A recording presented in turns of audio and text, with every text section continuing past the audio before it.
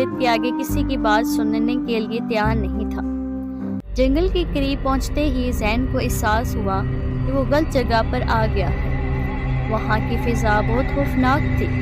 दरख्त बड़े और स्याह थे और हर तरफ अजीबोगरीब आवाज़ें आ रही थी। जैन की हिम्मत जवाब देने लगी, लेकिन इसने अपनी जिद में वहाँ से वापस जाने का फैसला नहीं किया। अचानक जैन की नज़र एक पुरानी और सुनसान झोंपड़ी पर पड़ी।